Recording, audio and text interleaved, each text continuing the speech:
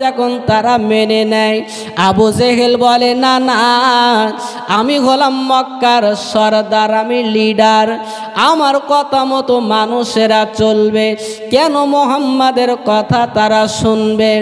ও ছেলেরা,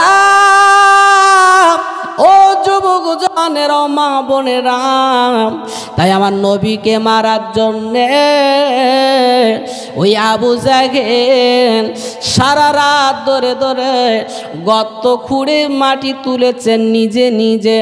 কোনো লেবার সেই কাজে ছিল না, কোনো তার লোকজন তার সঙ্গে ছিল না, একা একা একা একা ওই গর্তটা খুঁড়েছে আমার বিশ্ব নবীকে গর্তের ভিতরে ফেলবে। আবু জেহেলের যা কাজ, ঠিক কিনা? আচ্ছা বলেন, আমরা দেখেছি কেউ যদি কোনো মানুষকে শাসায়, ধমক দেয়, আঙুল তুলে কথা বলে, দেখবেন একটা আঙুল তুলে যদি তার দিকে গরম নজরে মেজাজ নিয়ে যদি কথা বলে, একটা আঙুল দেখাচ্ছে কিন্তু অলরেডি দেখবেন তিনটে আঙুল নিচের দিকে আছে, আছে না? আছে। একটা আঙুল দিয়ে যেমন তুমি দেখাচ্ছ, এই তিনটে আঙুলও সাবধান করতেছে তুই আগে সাবধান হোস, লোকের এক আঙুল দিবি তা তোর তিন আঙুল যাবে, ঠিক কিনা? মানুষের কষ্ট দেবেন, মানুষকে বিপদে ফেলবেন, ওই বিপদ ঘুরে তুই সেই বিপদে পড়বি, ঠিক কিনা? মানুষের শত্রুর অভাব আছে এখন, পাই পাই শত্রু। শত্রুতা করে কি হবে?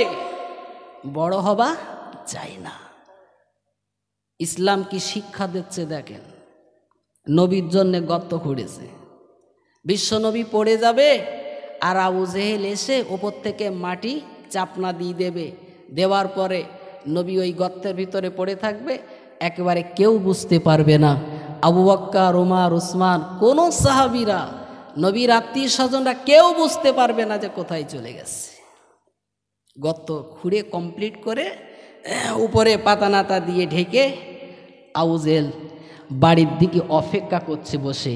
প্রতিদিন মুহাম্মদ সাল্লাল্লাহু আলাইহি ওয়াসাল্লাম ভোরবেলায় রাস্তাতে যাই, কাবা শরীফে যাই, সেখানে গিয়ে জেকে রাজগার করে, ইবাদত বান্দিগি করে।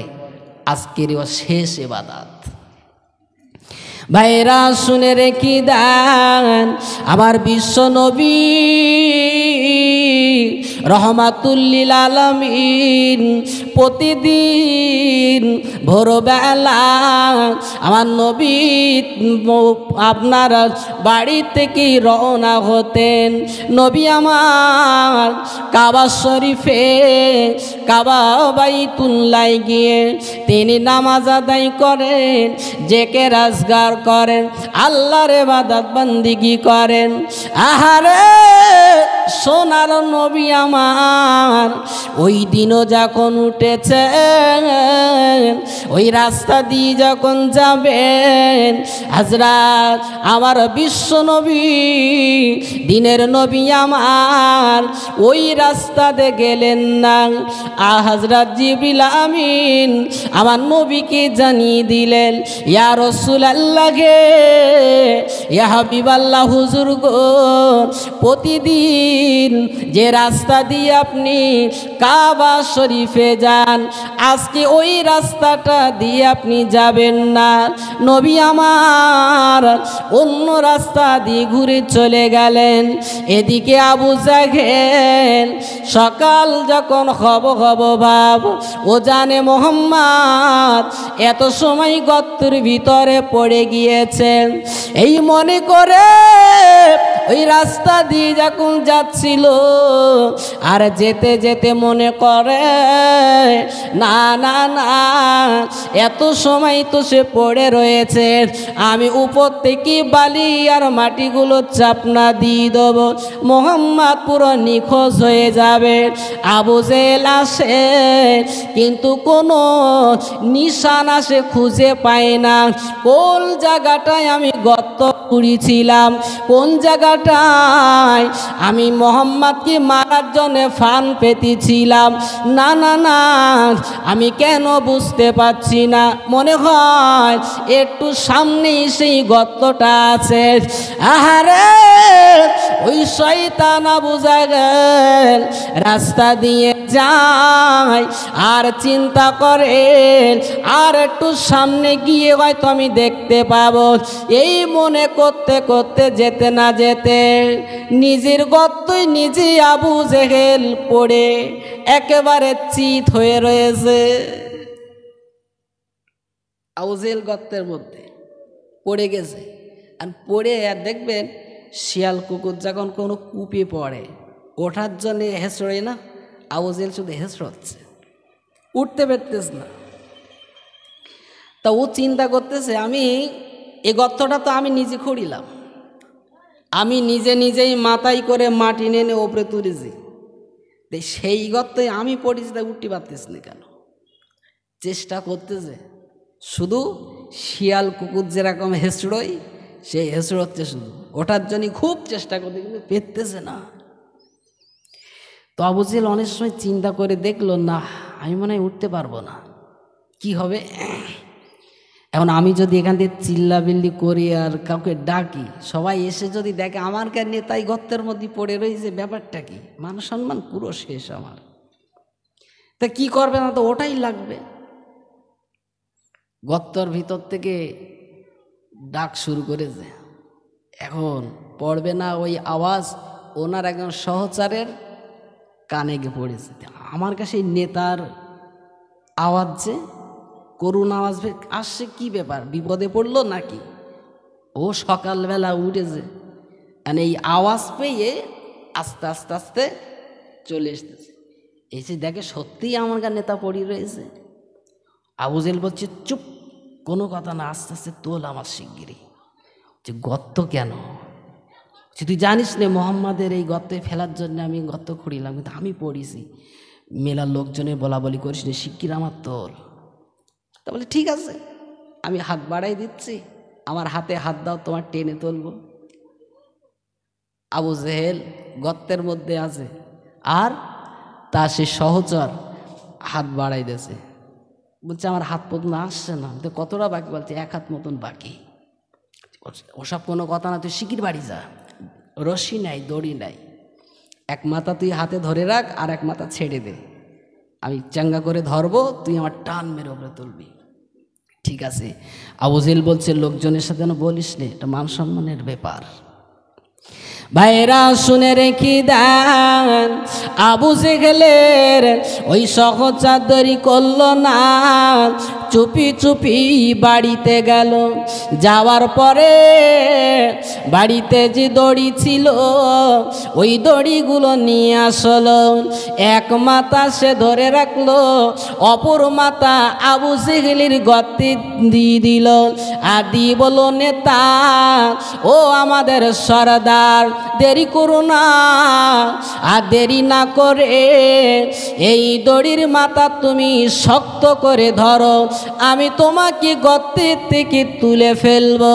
কিন্তু না না না, এক মাথা সে ধরে রাখলো, অপর মাথা গর্তের ভিতরে দেওয়ার পরে আবু জেহেল জানিয়ে দিল, আমি এখনো হাতে পাই নাই, এখনো আমার হাত পর্যন্ত পৌঁছাচ্ছে না, এখনো তো এক হাতের মতো বাকি আছে, আর দেরি করিস না, চলে যা চলে যা, তুই বাড়িতে চলে যা, আরো যত দড়ি আছে নিয়ে আয়, ওই দড়িগুলো সব বাদ, সব জোড়া দে, দিয়ে আমার হাতে একটুখানি ধরিয়ে দে, আমি শক্ত করে ধরি, আর তুই আমার গর্ত থেকে তুলে ফেল।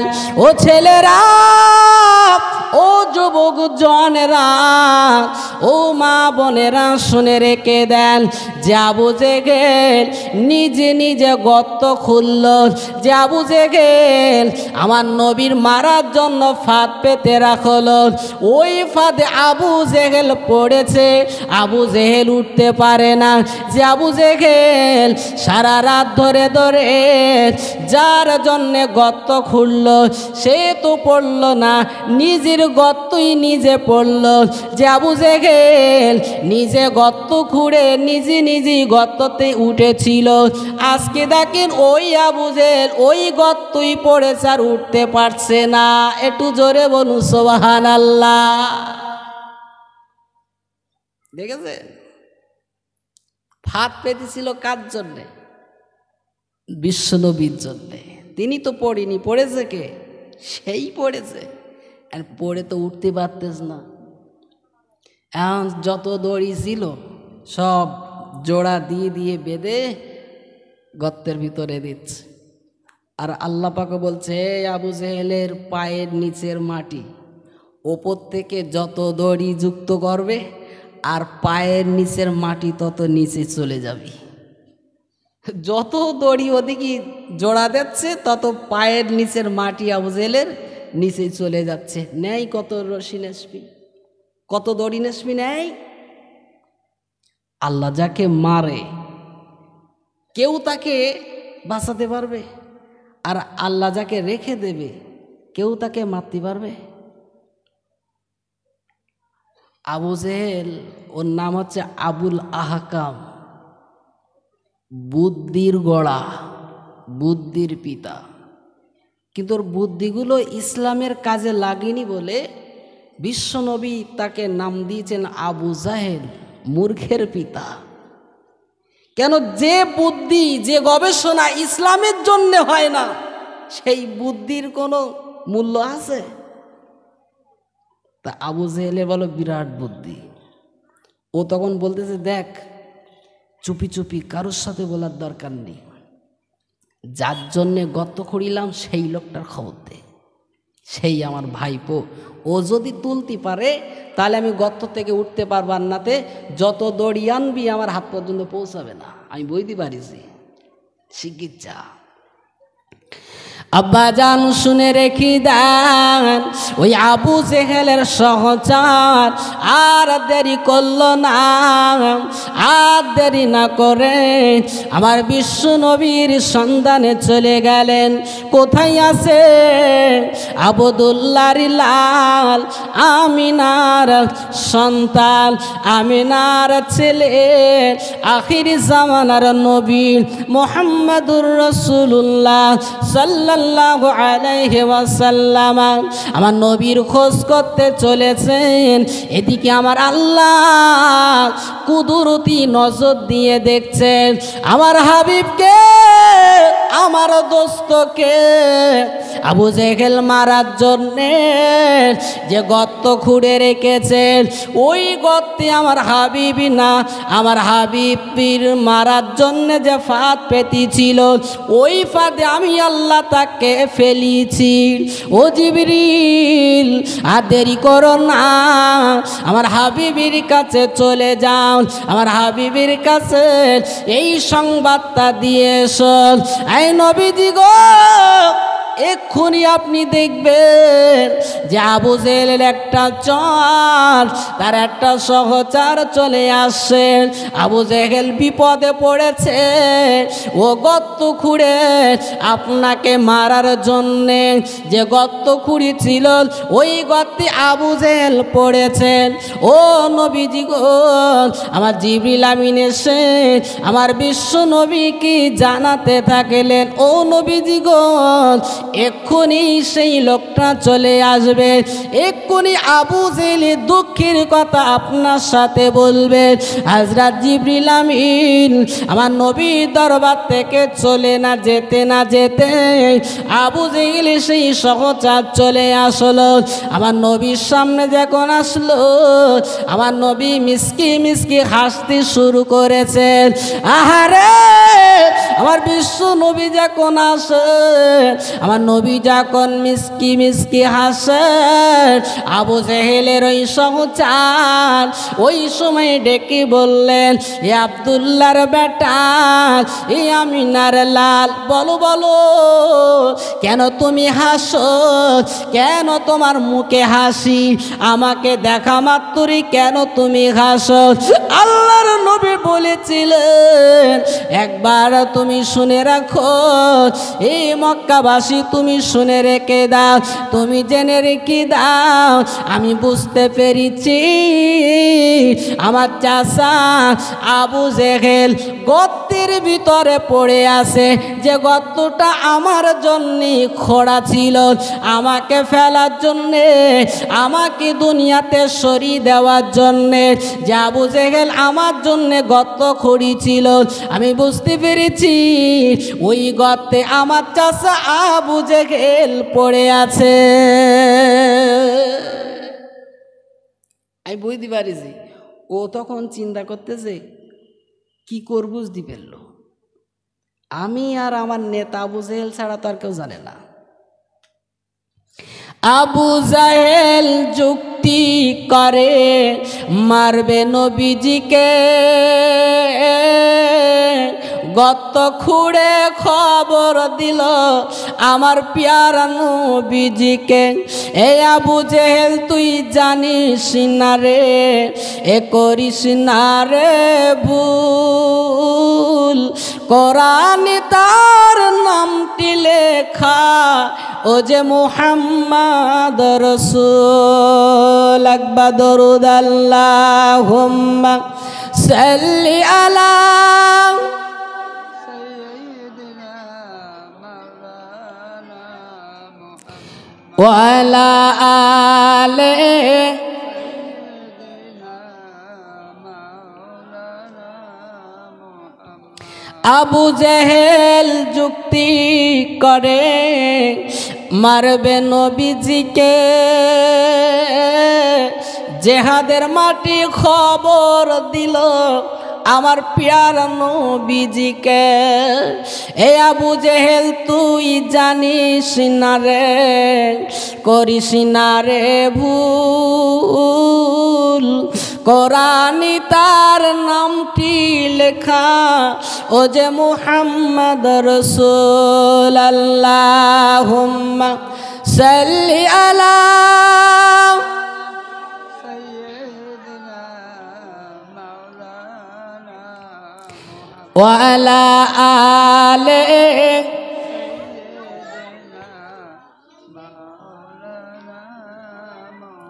আমার নবী বিশ্ব নবী রহমাতুল লিল আলামিন নবী আমার দেরি করলেন না, চলো চলো আমার চাচা আবু জেহেল কোথায় পড়ে আছে। আমার নবী আগে আগে যায় আর ওই লোকটি নবীর পিছন পিছন আসে। আমার নবী চলে গেলেন সে আবু জেহেলের যে গর্ত, যেখানে আবু জেহেল পড়ে আছে। আমার দিনের নবী উম্মতের কান্ডারি দরদি নবী আমার ওই গর্তের পাশে দাঁড়িয়ে থাকলেন, একটু উকি মেরে দেখলেন আবু জেহেল গর্তের ভিতরে পড়ে আছে। ও চাচা গর্তের ভিতরে কেন তুমি বলো, তুমি তো থাকবা বাড়ি, কিন্তু গর্তই কেন বলো? বলে ভাইপো সব কথা পরে বলবো, আগে তোল, আমি একটু উঠবো। নবী বলছি না আমি তোমাকে তুলবো, তবে গর্ত কেন খুঁড়োছো বলো, আর এর ভিতরে কেন পড়ে আসো তুমি, ওঠো। আবু জেহেল বলতেছে সব বুদ্ধি শেষ আমার, দড়ি টড়ি যায় এটা আমার হাত পর্যন্ত যায়নি, ভাতিজা আমার তোল। নবী চিন্তা করে যে সুযোগ যদি একটা কাজে লাগানো যায়, এতদিন এ তো আমার কষ্ট দে এই যে এই মুহূর্তে যদি অন্তত গর্তের মধ্যে ফেলায় তওবা করি তুলতে পারি, তাহলে কাজের কাজ। কারণ একটা নেতার যদি শরিয়াতের ভিতরে আনা যায়, ইসলামের গণ্ডির মধ্যে যদি আনা যায়, ওই নেতার যত সহচর আছে চেলাচামটা যা আছে সব ভালো চলে আসবে। এই জন্য নবী চিন্তা ভাবনা করলে যে আবু জেহেলের দেখি ওই গর্তের মধ্যে ফেলাই তওবা করান যায় কিনা। নবী বলতে চাচাজি গর্তটা কেন খুঁড়ছ বলো। তো বলছে ভাইপো তোকে মারার জন্যই গর্ত খুঁড়িলাম। তা তুই তো পড়িস নি, আমি পড়িস যেন উঠতে পারতিস নে। নবী বলতেছে, তাই আমার জন্যই খুঁড়িলে? যা তুমি যখন পড়েছো চাচা তোমার তুলতে পারি, একটা কথা রাখবা। কি? তো বলতেছে, এতদিন যা যা করেছো, এত শত্রুতা তুমি করেছো, তা সেই দিকে আমি ভরুক্ষেপ করছি না, তুমি একটু কলেমাটা পড়বা। আবু জেহেল বলতেছে, সব চিন্তা ভাবনাই করবানি, তো একটু তোল। আচ্ছা বলেন, শিক্ষা তো এই জায়গাটাই। আচ্ছা নবী কেউ তুলবে? কম কষ্টটা দেওয়া দেয়নি, এত কষ্ট দেছে, এত কষ্ট দেছে, সে তুলনা করা যায় না। যেমন নবী আজকে গর্তের পাশে দাঁড়িয়ে আছে, আর নবী চিন্তা করেছে এই শয়তান আমার ঠিক মতন ঘুমোতেও দেয় না, ঠিক মতন ইবাদত করতে দেয় না, ঠিক মতন মানুষের কাছে কলেমা নিয়ে হাজির হব, এই শয়তান আমার হাজির হতে দেয় না। আজকে সে গর্তের মধ্যে। আমরা হলে কি করতাম? আমরা হলে উকি মেরে চলে আসতাম। নবী দাঁড়িয়ে দাঁড়িয়ে চিন্তা করতেছে। বিশ্বনবী রহমাতুল্লিল আলামিন শত্রু আবু জেহেল গর্তের ভিতরে পড়ে আছে, আর আমার নবী গর্তের পাশে দাঁড়িয়ে দাঁড়িয়ে চিন্তা করতেছে, এই সেই শত্রু যে আমার মাথাটা ফাটিয়ে দিয়েছিল। আব্বাজান শুনে রেখে দেন, এই আবু জেহেল কত আমার নবীকে কষ্ট দিয়েছে, আমার নবীর রক্ত কতটা ঝরিয়েছে এই শয়তান। আজকে যে গর্তের ভিতরে পড়ে আছে, আর নবীকে কত মার সে মেরেছিল। ও ছেলেরা, ও যুবক জওয়ানেরা, ও মা বোনেরা শুনে রেখে দেন, আমার নবী একদিন কাবা শরীফে নবী আমার নামাজে রত ছিলেন। নবী আমার যখন সেজদায় যাইতেন, ওই আবু জেহেল এসে খড়মের জুতো দিয়ে আমার নবীর মাথায় মারত। আমার বিশ্ব নবী রহমাতুল্লিল আলামিন নবী আমার নামাজ ছাড়েন না, আমার নবী মার খায়, নবী আমার নামাজ আদায় করেন। ও ছেলেরা, ও যুবক জওয়ানেরা, ওই আবু জেহেল এত কষ্ট দেয়, ওই দিনের বেলায় কাবার ভিতরে নবীকে উঠতে দেয় না। যদুয়া আমার নবী কাবার ভিতরে গিয়ে কাবার চত্বরে নবী যখন নামাজ পড়েন, দিনের বেলা ওই আবু জেহেলের লোকজনেরা আমার নবীর নামাজকে বিঘ্ন ঘটানোর জন্যে, নবীর নামাজকে ভুল করিয়ে দেওয়ার জন্যে তারা কিছু পদ্ধতি গ্রহণ করেছিল, যার ভিতরে একটি হলো আবু জেহেল লোকজনকে ডেকে বলল, দেখো দেখো মুহাম্মদ দেখো, তার লোকজনেরা ওই কাবা শরীফে আল্লাহর ইবাদতে মশগুল আছে, তোমরা দেরি করো না, তোমাদের বাড়িতে ওই ছাগল আর ভেড়া মেষগুলো টানতে টানতে নিয়ে যাও, ওরা একই সাথে আওয়াজ করবে, ওই তীক্ষ্ণ আওয়াজে আর ওই গম্ভীর আওয়াজে ওদের ইবাদত বান্দিগি নষ্ট হয়ে যাবে। ওরা এটা করে দেখলো, তবু হলো না। তারপরে আবু জেহেল বলল, না না, আমরা ওদেরকে নামাজে বিঘ্ন ঘটাবো, ইবাদতে ভুল করিয়ে দেবো। তারা আরেকটা পদ্ধতি গ্রহণ করলো, একই সাথে সবাই হাতে তালি দিতে শুরু করলো। ও ছেলেরা, ও যুবক জওয়ানেরা, এই জন্য বলা হয় হাতে তালি দেওয়া হলো হারাম। এটা হলো ওই আবু জেহেল আমার নবীর নামাজে বিঘ্ন ঘটানোর জন্যে সবারকে নিয়ে একই সাথে হাতে তালি দিত, যাতে করে বিকট আওয়াজে মুহাম্মাদের ইবাদতটা ভুল হয়, যার ইবাদতই ত্রুটি বিচ্যুতি হয়। আহারে হাতে তালি দেওয়ার পরেও তাদেরকে যখন সরানো যায় না, ওরা আর একটা পদ্ধতি গ্রহণ করলো। সবাই দুটো করে আঙ্গুল গালের ভিতরে দিয়ে একই সাথে শীষ বাজাতে লাগলো। ওই জন্যে শীষ বাজানো হারাম। শীষ দুটো আঙ্গুল কিভাবে দেয় আমি জানি না, সব দেখেছি। এই দুটো আঙ্গুল গালের ভিতরে দে, বেশ একটা বিকট আওয়াজ। আবু জেল বলল, এইরাম সুদ চালাও, এরাম আওয়াজ করো, এইগুলো করে সব ফেল, এ তো কিচ্ছু করা যাচ্ছে না। সেই তো ইবাদত বান্দি করেই যাচ্ছে। তো নবী চিন্তা ভাবনা করে নিল যে এরা যখন দিনের বেলায় এত বদমাইশি করে, রাতে আসবো।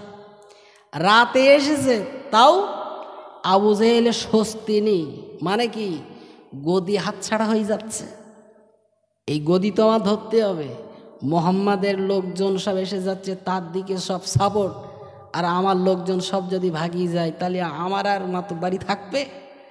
ও রাত্রি ঘুম নেই। এখন কি করেছে, রাতের বেলা এসেছে, আমার বিশ্বনবী সেজদায় যাচ্ছে, নবীর মাথায় মারতেছে আর বলছে, এবার কোনোদিন যদি দেখি সেই দিন তুই বুঝতে পারবি। নবী চিন্তা ভাবনা করে নিল, না এখানে থেকে আমার ইবাদত বন্দিগি করতে এরা এতটা জুলুম অত্যাচার করতেছে, তাই নবী নির্জনে পাহাড়ের গুহার মধ্যে আল্লাহর ইবাদতে মশগুল আছে। ভাইরা শুনে রেখে দেন, আমার দিনের নবী, আমার হাবিবুল্লাহ বিশ্ব নবী আমার পাহাড়ের গুহায় সেজদায় পড়ে নবী কাঁদেন। নবী আল্লাহর সেজদা তিনি দেন, তিনি আল্লাহর ইবাদত বন্দেগী ওই গুহার ভিতরে করেন। এদিকে আবু জাহেল আমার নবীর বাড়িতে যায়, আমার নবীকে খুঁজে পায় না। কাবা শরীফে আসে, এখানে আমার নবীকে তারা দেখতে পায় না।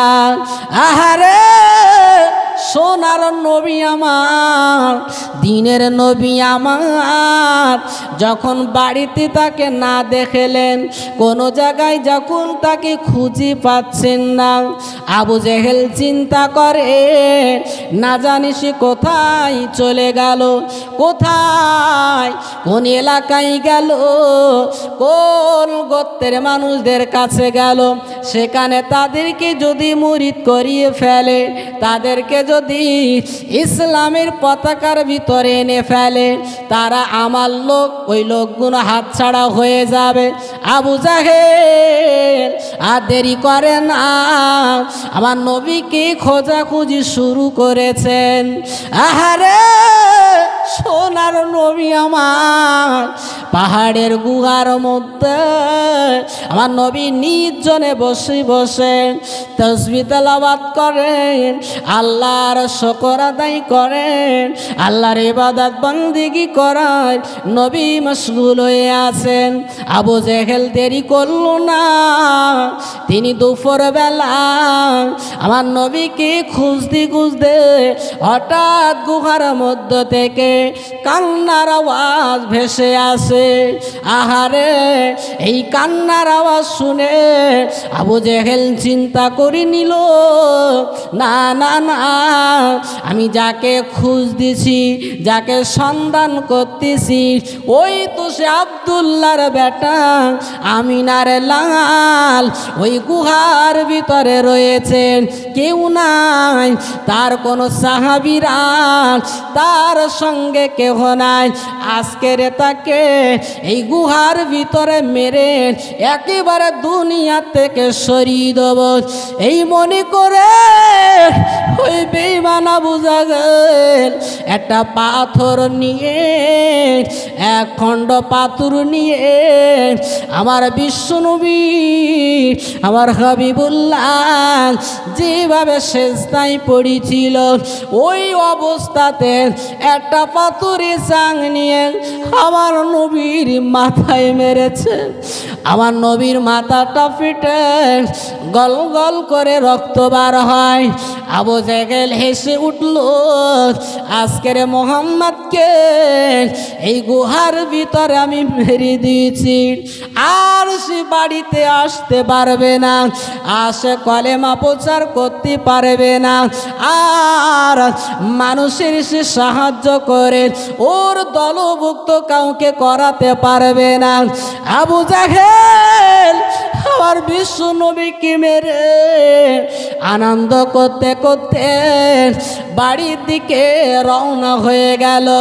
ও ছেলেরা, একটু চিন্তা করে দেখুন, আমি গোড়াই তো বলছিলাম আমার নবীকে মারার জন্য যে আবু জেহেল গর্ত খুঁড়ে রেখেছে, আল্লাহ পাকের নবী আজকের ওই গুহার পাশেই দাঁড়িয়ে দাঁড়িয়ে চিন্তা করতেছে, এই সেই শয়তান যে আমার মাথা ফাটিয়েছিল। ঠিক কিনা? নবী তুলবে?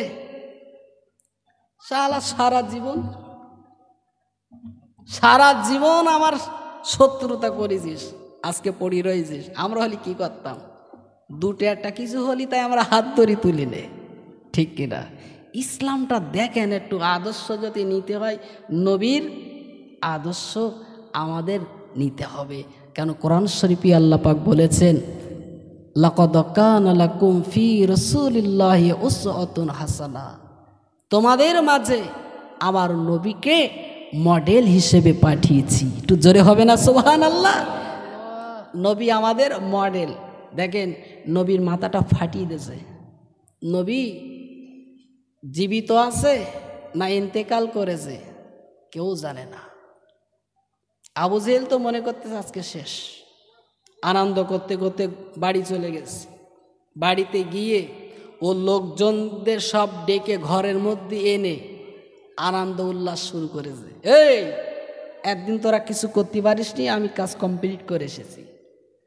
বিরাট আনন্দ করতেছে ঘরের মধ্যে, কেউ জানে না বিশ্বনবীর পরিবারের নিজের স্ত্রী আম্মাজান খাদিজাতুল কুবরা রাদিয়াল্লাহু তাআলা আনহা তিনিও জানে না, কেউ জানে না নবী ওর ভিতরে মাথা ফাটা অবস্থায় পড়ে আছে।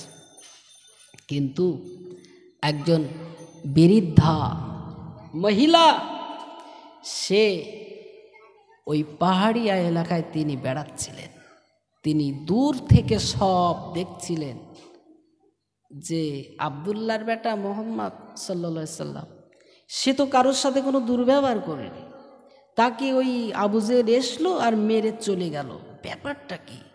তা আস্তে আস্তে একটু নিকটবর্তী হয়ে দেখতেছে যে মোহাম্মদ পুরো বেহুশ অবস্থায় পড়ে আছে। বৃদ্ধা মহিলা ওই জায়গায় দাঁড়িয়ে দাঁড়িয়ে কাঁদতেছে। ঠিক ওই রাস্তা দিয়ে আমার নবীর চাচা হযরত আমিরে হামজা তিনি হরিণ শিকার করতে গিয়েছিলেন। ফেরার পথে হঠাৎ মহিলার চোখের পানি, বুড়িমা কাঁদতেছে। কাঁদো কেন, কি হয়েছে, ব্যাপার কি? তখন আমিরে হামজা কলেমা পড়ে মুসলমান হয়নি। ব্যাপার কি, কাঁদতেছো কেন? আব্বাজান শুনে রেখে দেন, ওই বৃদ্ধা মহিলা কেঁদে কেঁদে বলে, এ আমিরে হামজা শোনো শোনো, আমি বাড়ির জন্য কাঁদি না, আমার সন্তানের জন্য কাঁদি না, আমার কোনো আত্মীয় স্বজনদের জন্য আমি কাঁদি না, আমি ওই এতিম বাচ্চার জন্য কাঁদি। কোন এতিম বাচ্চা? ওই সময় ওই মহিলা বুড়িমা ডেকে বললেন, এ আমিরে হামজা, দেখো দেখো, আজকে তোমরা বেঁচে থাকতে আবু জেহেল আজকে তোমার ভাতিজার মাথাটা ফাটিয়ে দিয়েছে। ওই গুহার মধ্যে দেখো সে পড়ে আছে, তার মাথা দিয়ে গল গল গল গল করে রক্ত বার হয়, মনে হয় তোমার ভাতিজার বেঁচে নাই।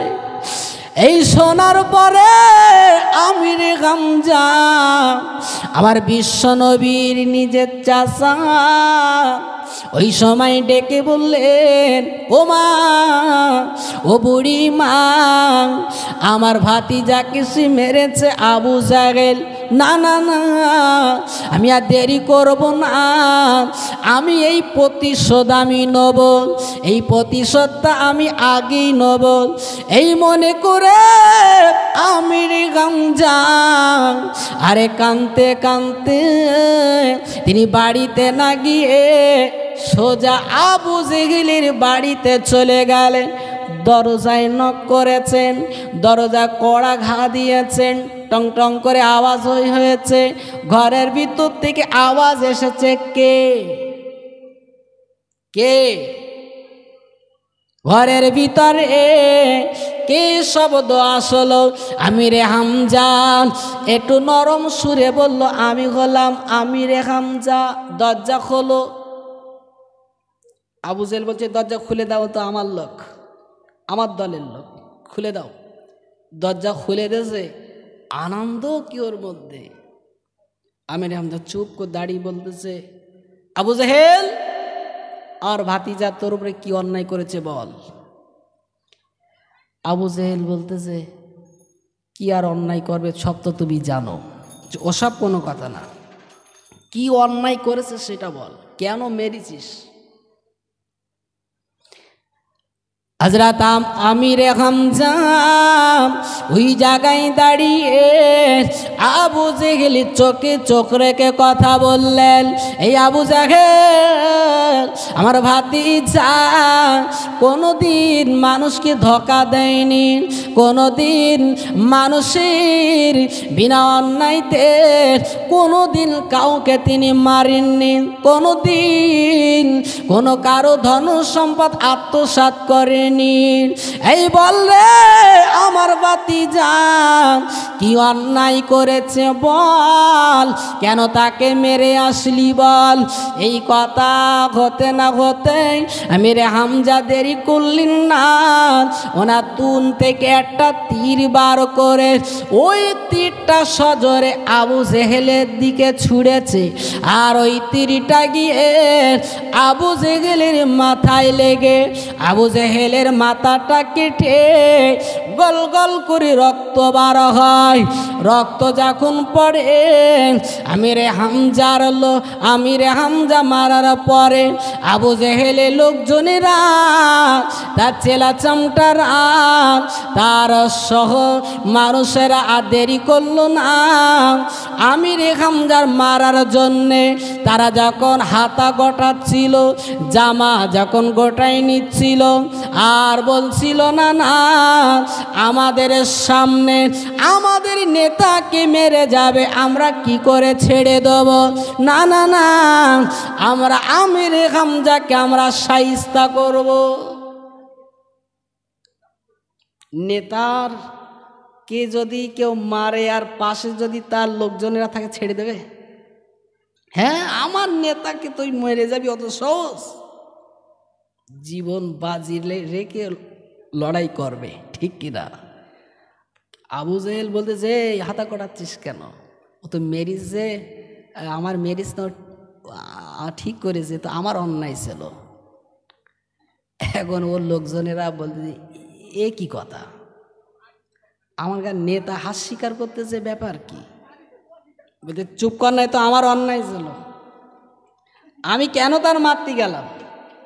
সে তো আমার কোনোদিন টাকা পয়সা নেয়নি, কোনোদিন ধন সম্পত্তি আত্মসাৎ করিনি, কোনোদিন আমার কোনদিন একটা চড় মারিনি, কোনোদিন মেজাক দেখায়নি, তা আমি মেরেছি, এই প্রতিশোধ লেজে তো আমার অন্যায় ছিল। আমিরে হামজা ওখান থেকে সোজা আমার নবী যেখানে পড়ে আছে বেহুশ অবস্থায় সেখানে চলে গেলেন। এখন আবু জেহেলের লোকজনেরা বলে, ব্যাপার কি, আমাদের সামনে আপনাকে মারলো আর আমরা মারবো বলে আমরা সব তৈরি হচ্ছে, আপনি নিষেধ করলেন কার? বলে, আরে পাগল তোরা নাকি? কেন বলদিন? কেন? ওই সময়টায় যদি তোরা একটা চড় মারতিস তাহলেও কি বলতো, আমি তোমার গা লোক হইয়ে নাই, আমি একটা ভুল করেছি, তাই তুমি তোমার লোকজন আমাকে যখন মেরল তা এই থাকলো আজকে তোমাদের দলে আমি আর থাকবো না, আমি মোহাম্মদের দলে চলে যাব। যাতে এই কথা না বলতে পারে সেই জন্যে আমি বলেছি এটা আমার অন্যায় ছিল। এ হচ্ছে আবু জেহেলের বুদ্ধি, বুঝতে পারেননি?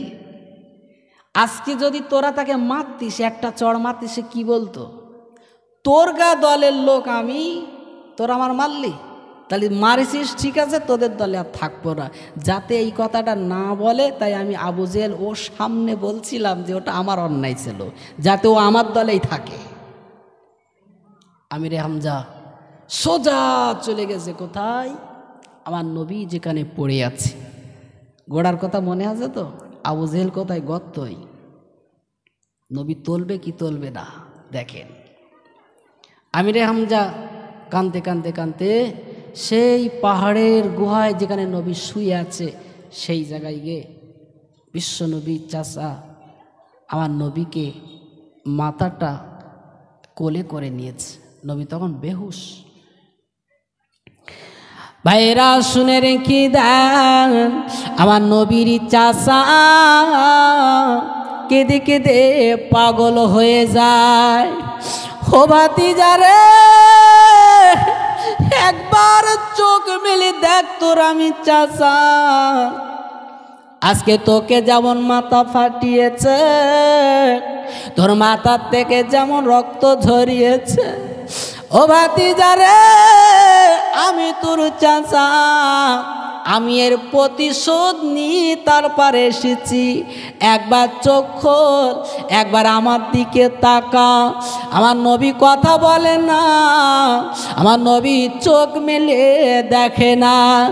আমি রেখাম যা আবারও ডেকে বলে, ও ভাতিজা একবার উঠে পড়ো, একবার আমার দিকে তাকাও। আমার নবী, আমার বিশ্ব নবী অনেক সময় পরে আমার নবী চোখ দুটো খুলে তাকালে আমার চাচা আমার পাশে বসে আছে। আমার চাচা আমার পাশে আমার মাথাটা কোলে করে নিয়ে বসে আছে। আমার নবী, আমার বিশ্ব নবী, আমার নবী চোখ দিয়ে পানি গড়ে পড়ে। আর নবীর চাচা আমিরে হামজা আমার নবীর চোখের পানিগুলো মুছিয়ে দেয় আর বলে, ভাতিজা কেঁদো না, কেঁদো না, আমি এর প্রতিশোধ নিয়েই তাবার এসেছি। একবার আমার দিকে তাকাও, তুমি কি আমার কাজে সন্তুষ্ট না? তুমি কি রাজি হলে না? আহারে সোনার নবী আমার বিশ্ব নবী আমার ডেকে বললেন, ও আমার চাচা জান, না না না আমি সন্তুষ্ট নয়। আপনি তো বলছেন আমাকে যেমন সে মেরেছে এই মারির বদলা আপনি নিয়ে এসেছেন। আমার যেমন মাথাটা সে ফাটিয়ে দিয়েছেন, আপনি তাকেও মাথা ফাটিয়ে দিয়ে এসেছেন। ও চাচা জান, না না না না এই কাজে আমি সন্তুষ্টি না, এই কাজে আমি রাজি না, আমি এই কাজে সন্তুষ্ট হতে পারলাম না। এই কথা বলার পরে আমার নবী চাচা ডেকে বললেন, ও ভাতিজা একবার বলো বলো তুমি কোন কাজে সন্তুষ্টি হবে, কি করলে তুমি খুশি হবে? আমার নবী ডেকে বললেন, ও চাচা জান, আমি সন্তুষ্টি হব, আমি খুশি হয়ে যাব আপনি যদি কলেমা পড়ে মুসলমান হয়ে যান। আর একটু মন খুলে বলুন, প্রতিশোধ নিয়েছেন, আমি এতে সন্তুষ্ট না। দেখেছেন নবীর কি আদর্শ? বিশ্ব নবী বলতে, চাচা আমার যারা মাথা ফাটিয়েছে আপনি এর প্রতিশোধ নিয়ে এসেছেন, এ নিয়ে আমার কাছে বলতেছেন সন্তুষ্টি কিনা? আমি এতে মোটে রাজি নেই, আমি সন্তুষ্টি নেই। সন্তুষ্টি কিসে? কলেমা পড়লে আমি বিরাট সন্তুষ্ট হব, কারণ নবী জানে আমার চাচা যদি কলেমা পড়ে তাহলে আল্লাহ রব্বুল আলামিন তার দয়ার জান্নাত নসিব করে দেবেন। নবী সর্বসময় ডেকেছেন ইসলামের দিকে। এখন আমিরে হামজা চিন্তায় পড়ে গেছে, বাপ দাদার ধর্মের উপরে আছি, হঠাৎ যদি চেঞ্জ করি কি হবে? চুপচাপ বসে আছে, কি করবে? বাপ দাদার ধর্ম ছাড়বে? লাত মানাত ওজ্জা যেগুলো কাবার ভিতরে তারা রেখেছিল, এদেরকে অনুসরণ করে, এদেরকে মানে। বাপ দাদারা যেভাবে ধর্ম পালন করে এসেছে সেইভাবে করে আসতেছে। এখন নতুন ধর্ম যদি গ্রহণ করি, মানুষ তো আমার খারাপ বলবে, কি হবে? কি করা যায়? চুপচাপ বসে আছে, আর আমার নবীর চোখের পানি গড়ে গড়ে পড়তেছে। এখন বলুন, আমাদের মাঝে যদি কেউ মার খায় আর তার একটা বন্ধু এসে বলে, এই তুই যারা মার খেয়েছিস তোদের মেরেছে, আমি এই মারির বদলা নেতাই তোর সামনে এসেছি, ওই বন্ধু জড়াই ধরবে না? তুই আমার সত্যি বন্ধু, এইরাম বন্ধু না হলে হয়? ঠিক কিনা? তা নবী তো ইচ্ছে করলে আনন্দ করতে পারত, ঠিক আছে আমার যারা মেরলো তুমি এরা মেরে এসেছো, আমি বিরাট খুশি, চাচা এবার তুমি কলেমা পড়ো। এ কিন্তু বলিনি, ও কাজে আমি সন্তুষ্টি না, তুমি মেরে এসেছো, তুমি বলতেছো রাজি কিনা, আমি এতে রাজি না। একটু জোরে হবে না সুবহানাল্লাহ? আমিরে হামজা চুপচাপ, কোনো কথা বলছে না, কি করা যায়? একবার দরুদ শরীফ পড়েন, আল্লাহুম্মা সাল্লি আলা সাইয়্যিদিনা, আরো জোরে বলুন, ওয়া আলা আলি।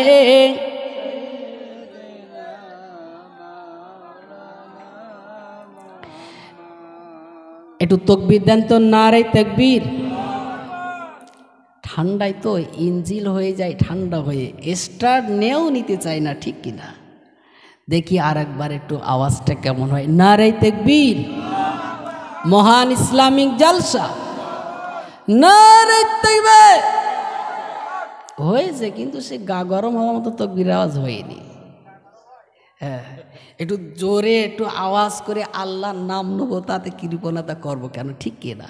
আমরা অন্য অন্য কাজে খুব জোরে জোরে কথা বলি, যেমন মিছিল আসালি যখন যাই গোলা ফেটে যায়, বাড়ি এসে দেয় খাস খাস করে কথা বলতে, তার মানে কি ওই এত জোরে জোরে জোরে জোরে সেই করিয়ে এসেছে, মানে আর কি আওয়াজ করে এসেছে, বাড়ি আর কথা বলতে পারতেস না। তা আমরা এখান থেকে যদি একটু আওয়াজ করে আল্লাহর ডাকে, আসতে বললেও আল্লাহ শুনবে, জোরে বললেও আল্লাহ শুনবে, কথা ঠিক কিনা? কিন্তু এই আল্লাহু আকবার এই আওয়াজটা বলো বন্দুকের গুলির চাইতে তীব্র গতিতে চলে, ঠিক কিনা? এই আল্লাহু আকবার শব্দ দ্বারাই তামাম পৃথিবীটা আল্লাহ পাক নাড়িয়ে দিয়েছে, ঠিক কিনা? ঠিক না? একটু আওয়াজ করে বলুন না, নারে তাকবীর, নারে তাকবীর। মহান ইসলামিক জালসা, শ্রোতাবৃন্দ, ওলামায়ে কেরাম, নারে তাকবীর। মদিনায় যাইতে পারিলাম না, মদিনা দেখিতে পারিলাম না, মদিনায় যাইতে পারিলাম না, মদিনা দেখিতে পারিলাম না। আমি অসহায় তাই এত দূরে রই, শুধু সালাম জানাই, মদিনায় যাইতে পারিলাম না, মদিনা দেখিতে পারিলাম না। মদিনা নাম কত মধু,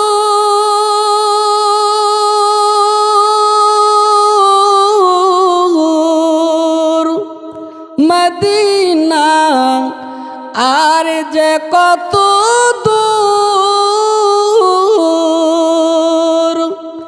পাখির নাই ডানা থাকিলে যেতাম মদিনায়, মদিনায় যাইতে পারিলাম না, মদিনা দেখিতে পারিলাম না। আমি অসহায় তাই তো দূরে রই শুধু সালাম জানাই মদিনায় যাইতে পারিলাম না মদিনা দেখিতে পারিলাম না আল্লাহুম্মা সাল্লি আলা জোরে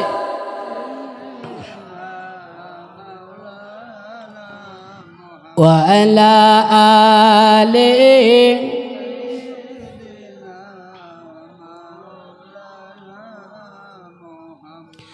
ওগো মোদের দয়ার নবী ওগো মোদের মায়ার নবী তুমি মোদের সাহারা তোমার ছাড়া রইতে পারি না ঠিক কিনা আমরা নবী ছাড়া থাকতে পারি নবীর জন্যে বিশ্ব নবীর জন্যে জাহান দেছে মাল দেছে সব কিছু দেছে ঠিক কিনা সাহাবাই কিরামরা বিশ্ব নবী রাহমাতুল্লিল আলামিন তিনি একদিন আম্মাজান আয়েশা সিদ্দিকা রাদিয়াল্লাহু তাআলা আনহার গৃহে তিনি আছেন তো বিশ্ব নবীর দিনের নবীর দেখতে যে ছিল সুপার মানে কি বলবো নূর আর নূর ঠিক কিনা এমনকি নবী যখন ঘরের ভিতরে ঢুকে পড়তেন তখন ঘরটা আলোয় আলো হয়ে যেত একটা সুস যদি পড়ে থাকতো তা সেটা কুড়ি নেওয়া যেত এখন আমরা সবাই জানি পৃথিবীতে সবচাইতে বেশি সুন্দর করে যাকে পাঠিয়েছেন তার নাম হচ্ছে ইউসুফ আলাইহিস সালাম ঠিক কিনা যার রূপ দেখে মিশরের মেয়েরা ফল কাটতে কাটতে আঙুল কেটে দিয়েছিল ঠিক কিনা তো সেই দিনে মেয়েরা বিশ্ব নবী আপনার হযরত নবী ইউসুফ আলাইহিস সালামকে দেখে তারা কি করেছিল আঙুল কেটে দিয়েছিল তো ওই পর্যন্তই বলো শোধ কিন্তু আমাদের নবী বিশ্ব নবীর জন্যে আম্মা জান আয়েশা বলতে যদি দেখতো তারা কলেজা পর্যন্ত কেটে দিত একটু জোরে হবে না আমাদের নবীর সাথে তুলনা করা যায় যায় না প্রত্যেকটা নবীর আল্লাহ পাক ইজ্জত সম্মান যে যে স্তরে দিয়েছে দিয়েছে কিন্তু সব নবীদের চাইতে আমাদের নবী হলেন বিশ্ব নবী একবার জোরে হবে না সুবহানাল্লাহ মদিনায় আমরা তোমার পাগল দিওয়ানা মন যেতে চাই সোনার মদিনায় এ দেশেতে আর ভালো লাগে না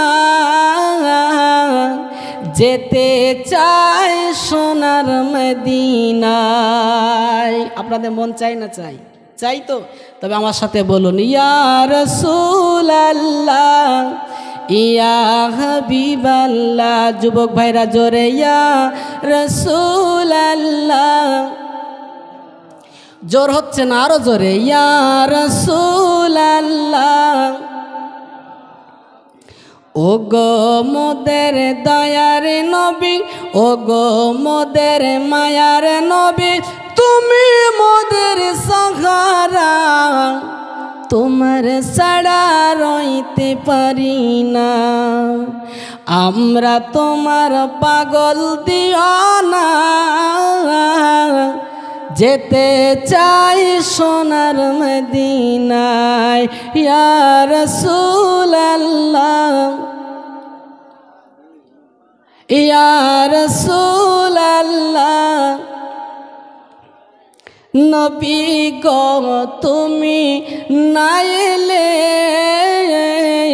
কে বাজাল তো খোদা কে বলে নবী গো তুমি না এলে কে বাজাল তো খোদা কে বলে আপনি এসে দিলেন নবী আপনি এসে দিলেন নবী স্বয়ং খোদার ঠিকানা তোমার ছাড়া রইতে পারি না ইয়া রাসূলুল্লাহ।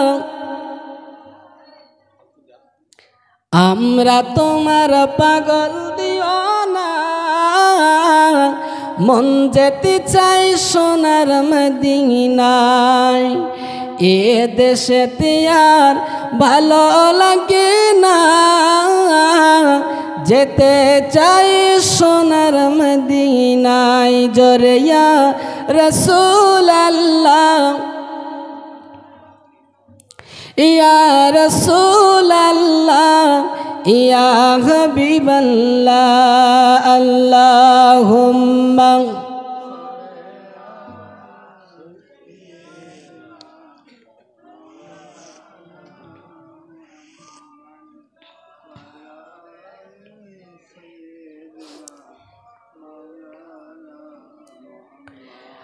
আর একটু উচ্চ আওয়াজে বলুন না, আল্লাহুম্মা।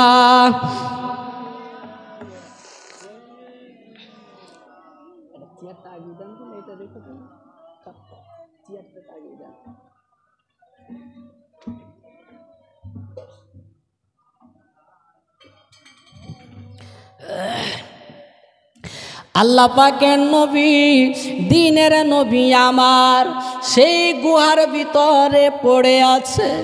নবী আমার চাচা জানি চোখের দিকে তাকালেন, চোখে চোখ রেখে বললেন, ও চাচা জান, আপনি আমার জন্যে আবু জেহেলের মাথাটা ফাটিয়ে রক্ত বার করে এসেছেন। না না না, আমি এই কাজে সন্তুষ্টি না।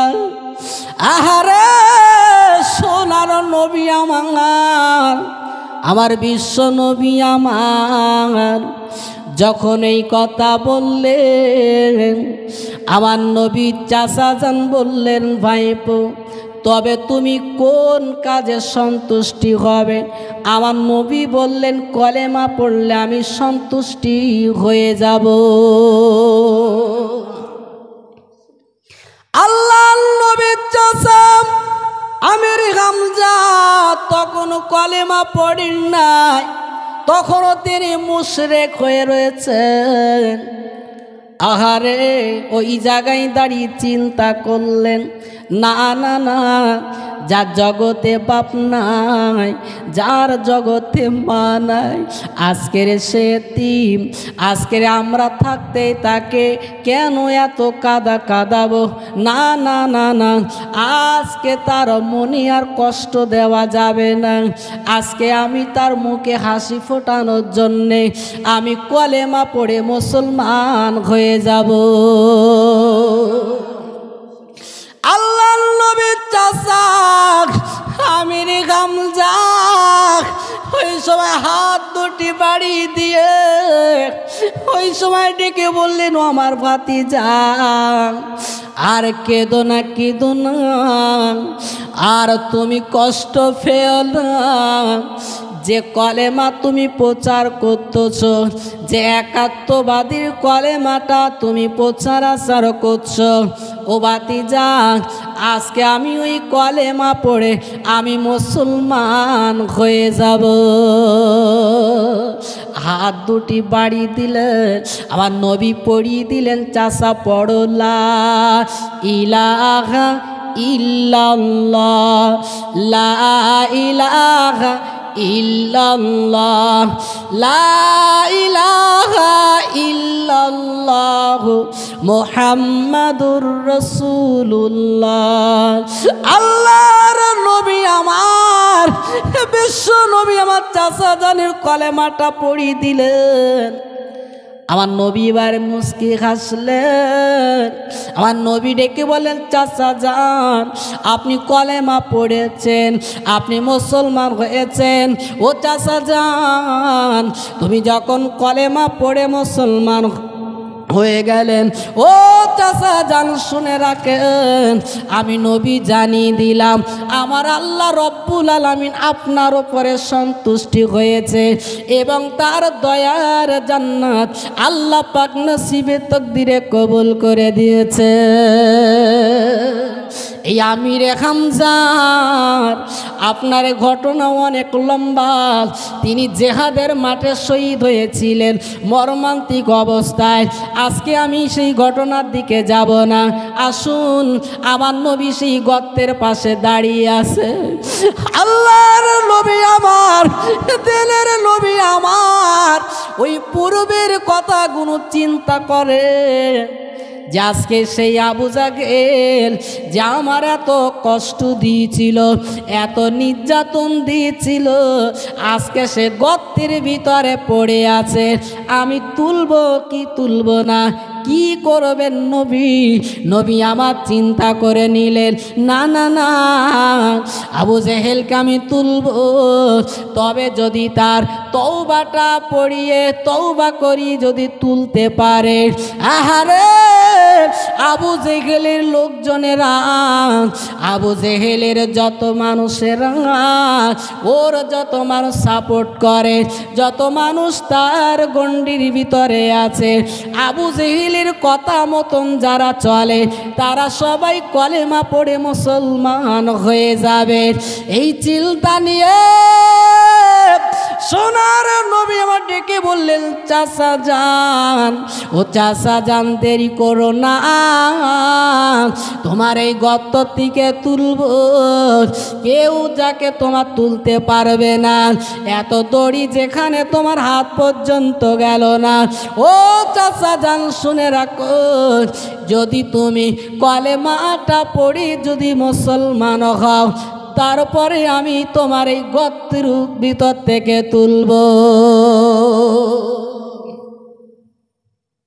আবু জেহেল বলছে, ভাতিজা আমি কথা দিচ্ছি, আমি কথা দিচ্ছি, আমি মুসলমান হব।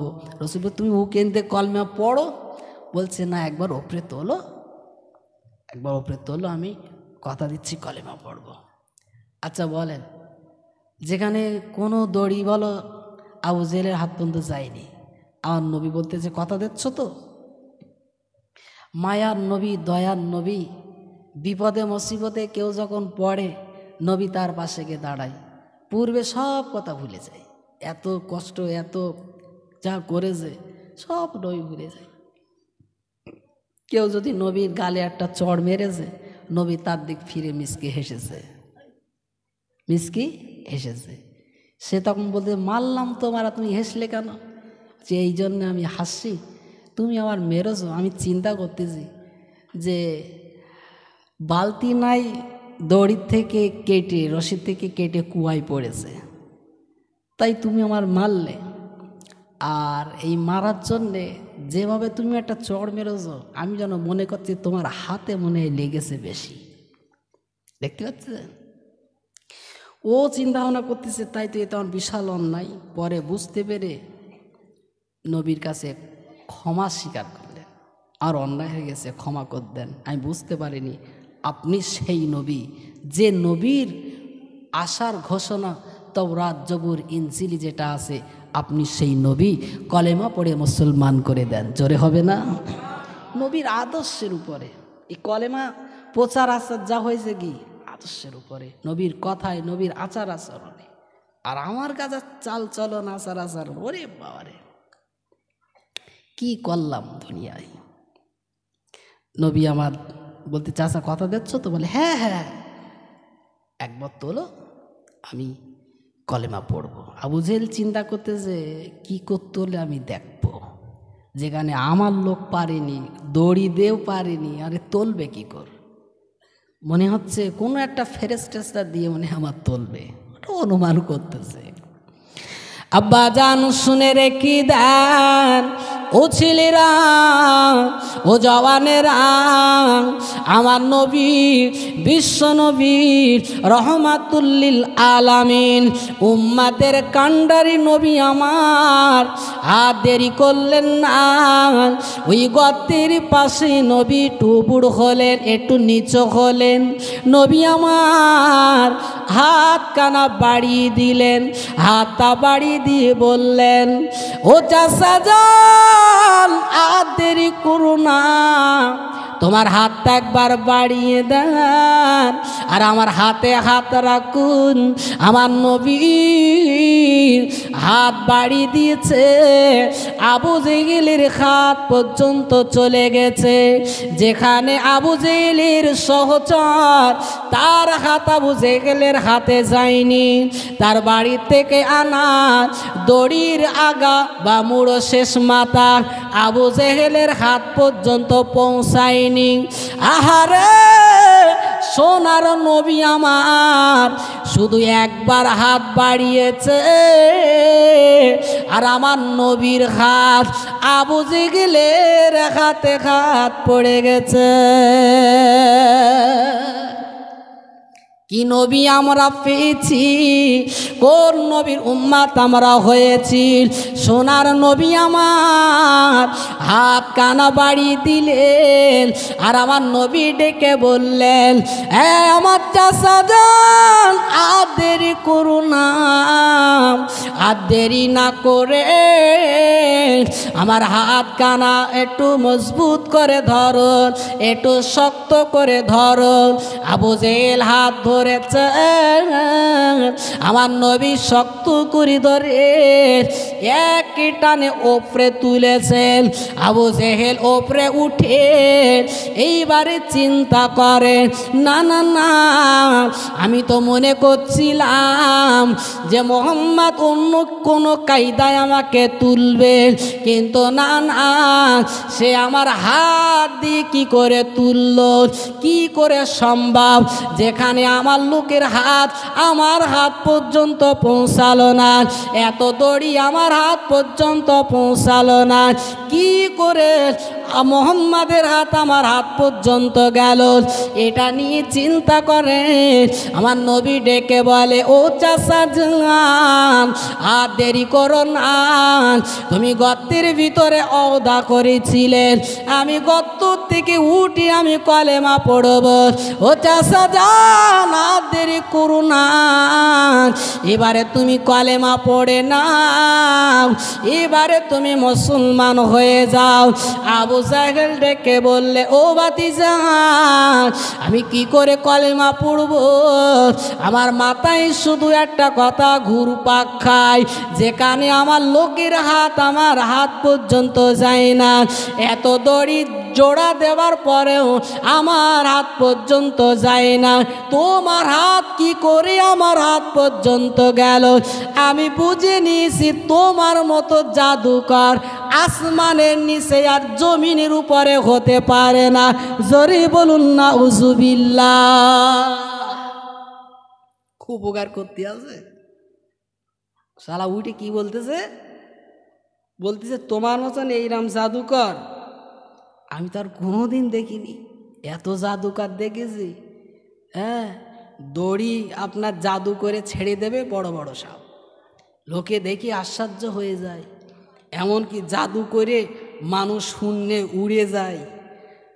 আর তোমারই জাদু কি, তুমি হাত বাড়ালে আর আমার হাত পর্যন্ত চলে গেল, তোমার মতন জাদুকর আর নেই। তা আমি চিন্তা ভাবনা করেছি তোমার কাছে কলেমা পড়ব না। আবু জেহেল ওপরে উঠে গেছে। নবী কিন্তু হাল ছাড়েনি, নবী হাল ছাড়েনি। যখনই দেখায়, চাচা কলেমাটা পড়লে হতো না, পড়বো পড়বো, বলদিন আমার হাতের মধ্যে কি আছে। তা নবী বলতেছে, কি আছে বললি তুমি কলেমা পড়বা? বলে হ্যাঁ আমি পড়বো। তো বলতে আমি বলবো কি, যদি হাতের ভিতরে যেটা আছে সেইটা যদি বলে তো তুমি বিশ্বাস করবা, তাই তোর ভালো হয়। হাতের মধ্যে কিছু একটা রেখেছে, রেখে বলতেছে ঠিক আছে তুমি যদি বলতে পারো, আর যদি বলে, যদি সাক্ষী দেয় যে তুমি নবী, কলেমা পড়ব। এখন নবী বলতেছেন, কি বলতেছেন, আবু জেহেলের হাতের ভিতরে কি আছিস আমি তো জানি না, বল তুই কে। আমি তার সামনে দাঁড়িয়েছি, আমি দুনিয়ার বুকে এসেছি, আল্লাহ আমার পাঠিয়েছে, আমি কে, আমার নাম ধাম কি, কিসের জন্য আমার পাঠিয়েছে আল্লাহ, বল। আবু জেহেলের হাত থেকে আওয়াজ এসেছে, আশহাদু আল্লা ইলাহা ইল্লাল্লাহু ওয়াহদাহু লা শারীকা লাহু ওয়া আশহাদু আন্না মুহাম্মাদান আবদুহু ওয়া রাসূলুহু। একবার জোরে বলুন সুবহানাল্লাহ। হাতের থেকে আওয়াজ আসতেছে, আল্লাহ ছাড়া কোনো মাবুদ নেই, আর হযরত মুহাম্মদ সাল্লাল্লাহু আলাইহি সাল্লাম আল্লাহ পাকের প্রেরিত পয়গম্বর মুহাম্মদুর রাসূলুল্লাহ। জোরে হবে না? আবু জেহেল বলতেছে, সর্বনাশ, এ তো দেখি কাকর পাথরের নবী। এ কি হাতের ভেতর থেকে এই আওয়াজ আসতেছে, মানে কি? ভাইরা শুনে রেখে দেন, এই আবু জেহেল এত কষ্ট দিয়েছেন, এত নির্যাতন দিয়েছেন। বদরের যুদ্ধে এই আবু জেহেলের পরিণত কি হয়েছিল, যেখানে আবু জাহেল আপনার 1000 সৈন্য নিয়ে বদরের প্রান্তরে হাজির হয়েছিল। বদরের প্রান্তরে হাজির হবার আগে কাবা শরীফের গেলাপটা ধরে কাবা শরীফে হাত কানা রেখে ওই আল্লাহ পাকের দরবারে দোয়া চাইছিলেন, আল্লাহ ও কাবার মালিক, আমি আজকের এত শক্তি ক্ষমতা নিয়ে, এত আশা নিয়ে বদরের প্রান্তরে যাচ্ছি, মুহাম্মদ সহ তার দলবলদের আমি দুনিয়ার থেকে সরিয়ে দেব। কার কাছে কি দোয়া চাচ্ছে? নবীর সাথে যুদ্ধ করতে যাবে, আল্লাহর কাছে দোয়া চাচ্ছে, হে কাবার মালিক, হে আল্লাহ, আমি যাচ্ছি বদরের প্রান্তরে 1000 সৈন্য নিয়ে, গিয়ে মুহাম্মদ দলবল সহ একদম ভ্যানিশ করে দিয়ে আসবো। কাবার মালিক, আমার একটু সাহায্য করো। কার জন্যে কার দোয়া করে যাচ্ছে। দেখেন, মাঝে মাঝে আমরা একটু চিন্তা করি, কিরম জানেন? ধরে নেন একজন ডাক্তার, সেও নামাজ কালাম পড়ে। আচ্ছা, ও যখন দোয়া চাইবে, ও তখন কি দোয়া চাইবে? আল্লাহ আমরা রুজিতে বরকত দাও, আল্লাহ আমার চেম্বারে রোগী হচ্ছে না, আল্লাহ রোগ একটু বাড়াই দাও। তাহলে কি হবে? টাকা বেশি হবে না? আচ্ছা, যাদের রোগ ব্যাধি আছে তারাও দোয়া চাচ্ছে, আল্লাহ তোমার সেবা দিয়ে আমার রোগ সারাই কর দাও, আল্লাহ ওষুধ কেনার টাকা নেই, আল্লাহ কি করে চলবে, আল্লাহ তুমি আমাদের আল্লাহ ওষুধ ছাড়া তোমার শেফা দিয়ে রোগগুলো নিরাময় কর দাও। তাহলে যাদের রোগ ব্যাধি আছে তারা দোয়া চাচ্ছে, আল্লাহ রোগ তুমি সারিয়ে দাও, আর ডাক্তার বলছে, আল্লাহ তুমি আমার রোগী বাড়াই দাও। আর রোগী বাড়াই দাও মানে কি? রোগ দাও। আল্লাহ কোন দিক যাবে? খাদ্য কবুল করবে বলে? ডাক্তার বলতেছে রুগী বাড়াই দাও, আর আমরা বলছি আল্লাহ রোগ সারাই দাও, যেন ডাক্তারখানায় না জাতি হয়। কি হবে? এই জন্যে অলকাদেরই খৈরি ও শাররিহি, ভালো মন্দর উপরে ঈমান আনতে হবে। আর যে অবস্থাতে আল্লাহ পাক আমাদের রাখবে সেই অবস্থাতে আলহামদুলিল্লাহ পড়তে হবে, ঠিক কিনা? সর্বপ্রশংসা আল্লাহর। এই জন্যে দোয়া চাইবেন, এইভাবে যখনই দোয়া চাইবেন মনে করবেন না যে আমার দোয়া কবুল হচ্ছে না। আল্লাহ পাক জানে তার পাঠানো আদরের বান্দাবান্দি কিভাবে দুনিয়ায় রাখলে তিনি ভালো জানেন। আমরা অতিরিক্ত চেয়ে ফেলি। আল্লাহ পাক যদি সব দোয়া কবুল হয়ে যেত তা একদম শেষ হয়ে যেতাম আমরা। অনেক সময় আমরা এমনও দোয়া করে ফেলি, পরেক্ষণ বলি এরকম দোয়া করলাম কেন, ঠিক কিনা? এই জন্যে আল্লাহ পাক খুব সূক্ষ্মভাবে আমার বান্দা বান্দি যেভাবে চাই আল্লাহ পাক কি সূক্ষ্মভাবে যার যা প্রয়োজন আল্লাহ তেমনইভাবে দেয়, ঠিক কিনা? এই জন্যে এই ভালো আর মন্দের উপরে ঈমান আনতে হবে, ঠিক না বল? আল্লাহ পাক যে অবস্থাতে রাখে সেই অবস্থায় আলহামদুলিল্লাহ। এখন বলেন কার সাথে কার কথা হচ্ছে? আবু জেহেলের। যে আল্লাহ তার নবীকে পাঠিয়েছে কলেমা প্রচার করার জন্যে, সেই নবীকে মারার জন্য আবু জেহেল কাবা শরীফের শপথ নিচ্ছে, 1000 সৈন্য নিয়ে মোহাম্মদের নির্মূল করে দেবে, লোকজন সব শেষ। আর এদিকে বিশ্বনবী সবে মাত্র মক্কা ছেড়ে মদিনায় গেছে, একটা বছর কোনো রকমে পার হয়েছে, দ্বিতীয় হিজরিতে মানে দ্বিতীয় বছরে ওরা লোকজন নেই, বদরে প্রান্তরে হাজির হচ্ছে, মানে স্থির হয়েও থাকতে দেয়নি। ভাইরা শুনে রেখে দেন, আমার নবী,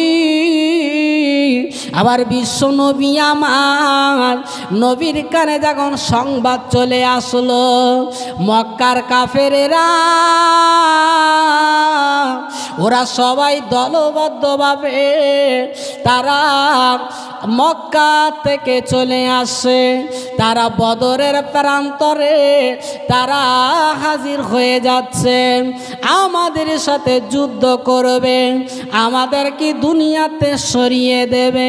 নবী আমার আর দেরি করলেন না, ওদের কি প্রতিরোধ করার জন্যে, ওদেরকে আটকানোর জন্যে নবী আমার দাঁড়িয়ে গেলেন মদিনার মসজিদে, যে মসজিদটা হলো আমার নবী নিজে বিদে স্থাপন করেছিলেন, আমার নবীর নিজের মসজিদ, মসজিদে নবাবী, আমার নবীর মসজিদে আমার নবী দাঁড়িয়ে বললেন, ও সাহাবীরা, আমি নবী জানিয়ে দিলাম, আমি হাবিব জানিয়ে দিলাম, তোমরা বলো বলো কে কে যাবে ওই যুদ্ধের ময়দানে, যেখানে কাফের মুশরিকরা আমাদের উপরে তারা চড়া হয়েছে, তারা আমাদেরকে দুনিয়াতে সরিয়ে দেবে, কলেমা রাখবে না,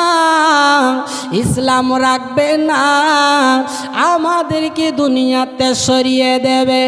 ও সাহাবীরা বলো বলো কি কি তোমরা যুদ্ধের ময়দানে যাবে, ওদেরকে প্রতিরোধ করবে।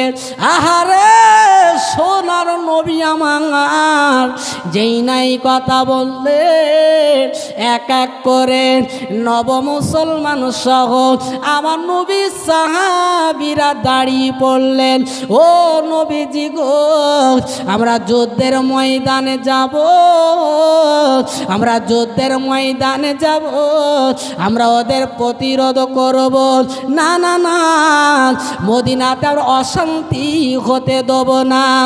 আহারে সোনার নবী আমার, দিনের নবী আমার, ওই সাহাবীদের উদ্দীপনা দেখে, ওদের সাহস দেখে, ওদের মনের কল্পনা দেখে, ওদের ইচ্ছা দেখে আমার নবী সন্তুষ্টি হয়ে গেলেন, আমার নবী রাজি হয়ে গেলেন।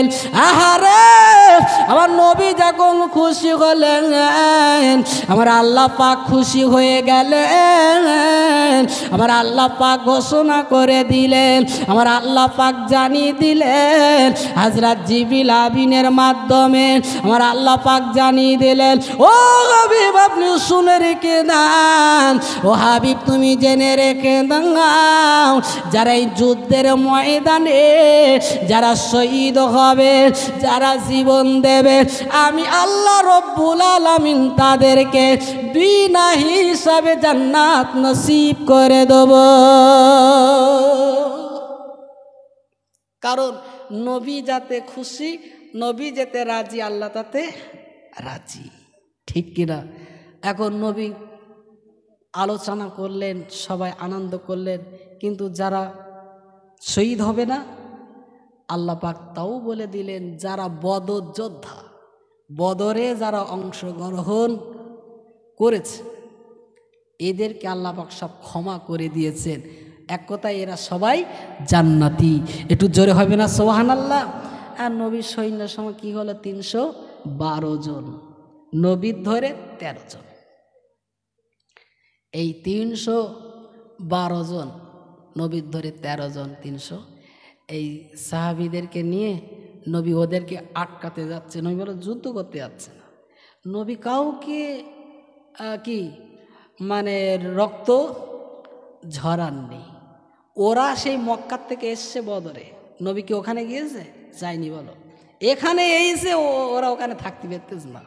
হ্যাঁ, আমাকে এই শহর ছেড়ে ওখানে গিয়ে আবার লোকজনে বিরাট কিছু করতেছো, দাঁড়াও। নবী ওদেরকে প্রতিরোধ করার জন্যে এই সাহাবীদেরকে একত্রিত করলেন।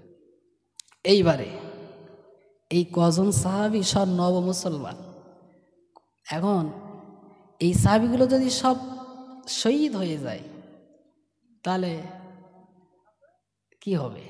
নবী চিন্তায় পড়ে গেছে। আর বদরের প্রান্তরে গিয়ে নবী আমার হাত তুলে মোনাজাত করছে আর কাঁদছে, আয় আল্লাহ রব্বুল আলামিন, একবার চেয়ে দেখুন এই বদরের প্রান্তরে যত সাহাবী এসেছে, আয় আল্লাহ রব্বুল আলামিন, আমার যত সাহাবী এসেছে এরা যদি শহীদ হয়ে যায়, এরা যদি দুনিয়া থেকে চলে যায়, আল্লাহ এই দুনিয়াটা বানিয়েছেন আপনি যে আশা নিয়ে যে আমার বান্দার আমার ইবাদত করবে, ওমা খালাকতুল জিন্না ওয়াল ইনসা ইল্লা লিয়াবুদুন। ও রব্বুল আলামিন আল্লাহ, এই জমিনের উপরে তোমার বান্দার ইবাদত বান্দিগি করবে, একবার চেয়ে দেখুন আজ কয়েক সংখ্যা মানুষ আমার আল্লাহ তারা কলেমা পড়ে মুসলমান হয়েছে মাবুদ, এরা যদি শহীদ হয়ে যায় বদরের প্রান্তরে, একবার বলুন আপনার জমিনে সেজদা কে দেবে? ও রব্বুল আলামিন আল্লাহ, বদরের প্রান্তরে আমার সাহাবারা যদি সব এক এক করে যদি শহীদ হয়ে যায়, এক এক করে যদি তারা দুনিয়াতে চলে যায়, একবার বলুন তোমার জমিনে আল্লাহ কাকে বলবে? এই আল্লাহ আল্লাহ আল্লাহ কে করবে? তোমার জমিনে যত ফসল আছে, যত তোমার নিয়ামত আছে, যত কিছু আছে ভোগ করবে, তোমার শুকরিয়া কারা আদায় করবে? এরাই তো আর আদায় করবে যারা আজকে আমার সাথে যুদ্ধের ময়দানে হাজির হয়েছে। আবু জেহেল দোয়া চেয়ে এসেছে যে আল্লাহ আমি যেন গিয়ে ওর গায়ে একেবারে মোহাম্মদ সহ লোকজনদের যেন ভ্যানিশ করে দিয়ে আসতে পারি। আর নবী দোয়া চাচ্ছে, আল্লাহ আসমানের নিচে আর জমিনের উপরে শুধু আমরা এই কজন আছি, এরা যদি শহীদ হয়ে যায় তোমার আল্লাহ বলবে কে? তোমার জমিনে সেজদা দেবে কে? নবী কাঁদতেছে। ভাইরা শুনে রেখে দেন, আমি বিস্তার করে বলার সময় পাব না, আমি শুধু বলছিলাম আবু জেহেলের পরিণতিটা কি হয়েছিল এটাই শুধু বলবো। ও যুবক জনেরা, ও মা বোনেরা, ভাইরা শুনে রেখে দেন, জেনে রেখে দেন, দেখা গেল ওই বদরের প্রান্তরে আপনার যুদ্ধ শুরু হয়ে গেল। এখনকার যুদ্ধ আলাদা, তখনকার যুদ্ধ ছিল আলাদা। তখনকার যুদ্ধ ছিল সামনাসামনি যুদ্ধ করা, একের উপরে ধরা, আপনার সামনাসামনি হয়ে যুদ্ধ করা। এখন যেমন ঝোপে ঝাড়ে গোপনে থেকে একটা বোমা মারা, আপনার গুলি করা, বিভিন্ন কৌশল। তখন ছিল সামনাসামনি। কে আসিস, কে আসিস, বাপের বেটা কে আসিস, আয় আমার সামনে দাঁড়া। একজন তরবারি নিয়ে দাঁড়াবে, প্রথম বলবে তুই আগে মারবি না, আমি আগে মারব। আর নবী জানিয়ে দিয়েছে তোমরা যেন কেউ আগে মারবে না, ওরা যদি আগে মারে তোমরা ঢাল দিয়ে প্রতিরোধ করবে। এক হাতে তরবারি ছিল আর এক হাতে ছিল ঢাল। এখন সামনে মনে করেন মক্কাবাসী কুরাইশবাসীদের মধ্যে কাফের মুশরিকেরা, তাদের ভিতরে একজন এসে দাঁড়িয়েছে। সে তরবারি দিয়ে ঘোরাতে ঘোরাতে যখন কোপ মারবে অমনি ঢাল দিয়ে ধরেছে, এর মারা কমপ্লিট। এইবারে বলবে তুমি মারো, আবার আবার তরবারি দিয়ে ঘোরাতে ঘোরাতে মারবে সামনাসামনি। এইভাবে যুদ্ধ। ও যুবক জনেরা, ও মা বোনেরা, ভাইরা শুনে রেখে দেন, জেনে রেখে দেন, যুদ্ধ যখন শুরু হবে কাতার দিয়ে দাঁড়িয়ে গিয়েছে হযরত আব্দুল্লাহ ইবনে আউফ রাদিয়াল্লাহু তাআলা আনহুর পাশে দুইজন বালক তারা দাঁড়িয়েছিলেন, মা আর মুআজ। এই দুইজন তারা ডেকে বলছে, চাচা যান, একবার বলো বলো আবু জেহেল কোথায়? আমার নবীকে এত কষ্ট দিয়েছে, সে কোথায়? বলছে চুপ, কোনো কথা না, সব কথা বলো না। সে হলো এই যুদ্ধের হলো কমান্ডার, সে ঘোরাঘুরি করতেছে। না না না, চুপ করে দাঁড়াও, কথা বলো না, এক্ষুনি যুদ্ধ হবে। আবার আপনার মনে করেন গায়ের জামাটা ধরে আবার টান মেরে বলছে, চাচা যান বলেন আবু জেহেল কই? তো উনি বাধ্যতামূলক বলেন, ওই যে দেখো উটের ওপরে সাওয়ারি হয়ে টল দিচ্ছে ওই আবু জেহেল। ও যুবক জনেরা, ও মা বোনেরা, ভাইরা শুনে রেখে দেন, জেনে রেখে দেন, যুদ্ধ যখন শুরু হয়ে গেল আর দেরি করলো না, সামনাসামনি যুদ্ধ শুরু হয়ে গেল। আর ওই দুইজন, দুই ভাই, দুই বালক দৌড়ে দৌড়ে চলে গেল। আবু জেহেলের ডান দিকে একজন, বাম দিকে একজন। দাঁড়িয়ে বললেন, হে আবু জেহেল, তোর নাম কি? আবু জেহেল, আমার নবীকে এত কষ্ট দিস। আবু জেহেল গম্ভীর নজরে তাকিয়ে বলছো, তোরা কে? এরা দুই ভাই বলে, চিনতে তুমি পারবে না, তবে শোনো শোনো, আমার নবীকে অনেক কষ্ট দিয়েছ, আর তোমার কষ্ট দিতে দেব না। এক কথা দু কথা, আবু জেহেলের রাগ হয়ে গেছে। আপনার তরবারিটা খামের থেকে বার করছিল, অমনি দুই ভাই আবু জেহেলের দুই পায়ে কোপ মেরে দিয়েছে। আবু জেহেল চিত যুদ্ধের ময়দানে, আর আবু জেহেল পড়ে গেছে, তা ছটফট করতেছে। একেবারে শর্টে বলছি, আমার হুজুর এসে গিয়েছে, নসিহত করবে। আবু জেহেল যখন ছটফট করে, ওই ময়দানে দেখা গেল, আহারে আল্লাহ রব্বুল আলামিন বদর যুদ্ধে আমার আল্লাহ পাক মুসলমানদের জয়ের টুপি আল্লাহ পাক পরিয়ে দিলে, মুসলমান জয়লাভ করেছে। এখন আবু জেহেল পড়ে আছে, এখন আবু জেহেল যে দিক দিক করতেছে, এখন একজন সাহাবী আব্দুল্লাহ ইবনে আউফ রাদিয়াল্লাহু তাআলা আনহু তিনি চলে আসছেন, নবীর সাহাবী, তিনি আসছেন। আস্তে আস্তে আস্তে দেখে আবু জেহেল পড়ে আছে। তো আবু জেহেল এর বুকে বসেছে যে আজকে তোর তো খতম করব, তুই অনেক কষ্ট দিয়েছিস আমার নবীকে। আবু জেহেল বলছে, দেখো আমি জানি যে আমার সব শেষ, আমি আর বাঁচবো না, তবে একটা অনুরোধ তুমি রাখবা। বলছে, কী অনুরোধ?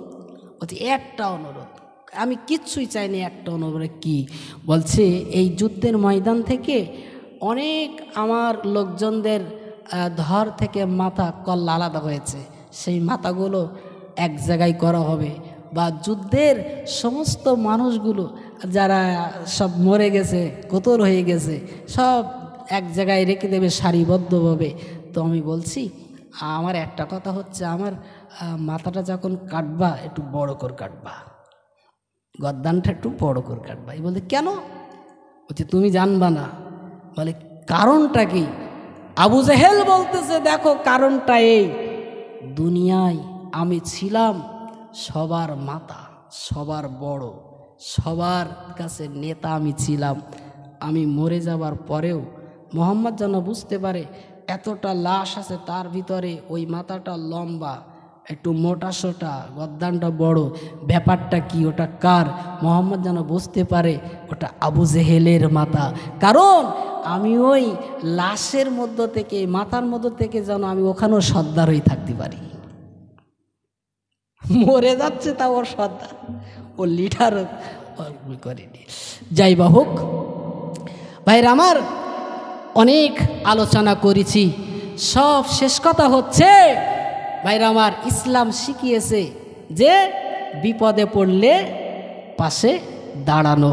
এই জন্য আমি বলবো, মহাশত্রু হলেও যদি বিপদে আপদে মুসিবতে পড়ে, তার পাশে অবশ্যই দাঁড়াবেন, তাকে সহযোগিতা করবেন, তাকে হেল্প করবেন, সাহায্য করবেন।